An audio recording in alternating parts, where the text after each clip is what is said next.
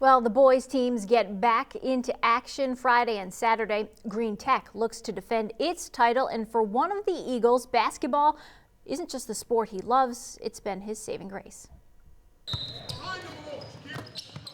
When I first seen him play, I didn't think the boy could play, you know. He was like, "Mom, come to the games, come to the games." I'm like, "Okay, son, I'm there." Then when I seen he could play, I was like, "Whoa, come on, baby, you can play." Israel Griffin is one of the stars of the high-flying Green Tech Eagles. He grew up right near Cincinnati, playing basketball in the streets for as long as he can remember. But when things on the court started to go south a bit, those same streets, once his salvation, almost became his road to ruin. The streets are calling these all black young men louder than ever before. They're calling them, they're enticing them, and it's literally a mom's worst nightmare. He had this darkness on him, and I literally "What's wrong with you?" You know, I had to be one of those beat up moms. Like, you better get up, you gotta stand, you gotta make it. I don't care what it looks like. We're gonna do this. It was then his mother, Shamika, decided something drastic needed to be done. In Cincinnati, it was a lot of stuff going on. And so my mom was like, I don't want to bury you, or I don't want to see you in jail, so we're gonna move somewhere safer. A lot of praying, a lot of fasting, a lot of, I really want to climb into heaven and say, "You need to tell me right now what to do."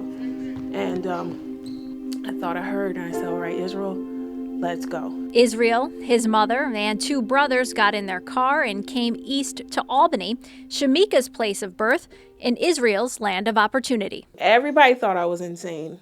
From New York to Cincinnati, he has to have a chance. He has to, and we need a school that will not only hear him, but show him the way. Shamika says Green Tech is that maker of men, and what won her over was their approach to all of his talents. You know, as far as basketball, it's not the first thing that we're going to focus on. We're going to focus on the transition, him able to adjust from one sort of life and in one community to this community.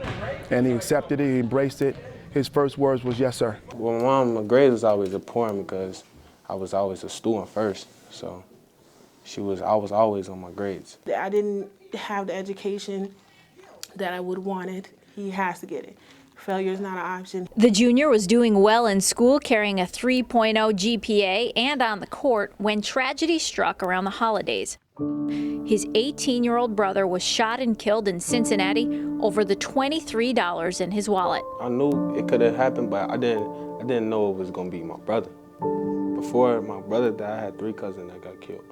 I had a couple friends I grew up with that died. It's a lot going on with that. Shamika worried her sacrifices were going to be for nothing. He was trying to go back there, and then I told him no. So then he realized, I said, "Israel, you have to live for him. You have to show him, continue what he can't do. You now have to do that." When I got back, I was just thinking, I don't want to be here. I don't want to deal with nothing. But then my Coach Hood, he was like, "We got you. We family now, so we got you. We gonna take care of you."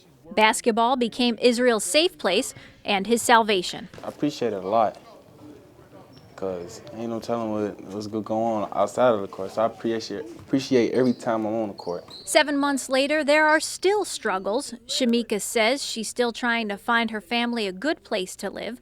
But Israel says he's going to keep pushing for his family, especially his mother, who left so much behind so he could have a better life. My mom, everything. I love her to death.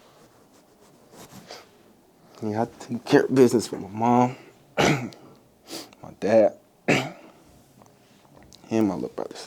Now, I want to go to college, any college. As long as I'm in college, any college, I'd be happy because I could say I'm in college. Basketball may be his first love, but Israel says it's not what's most important to him. Living, being free, and making success for my family. And thank you to Israel and his mother for sharing their story, and our photographer Kyle Dunn and editor Jeremy Myers. They did a great job with that. We'll be right back.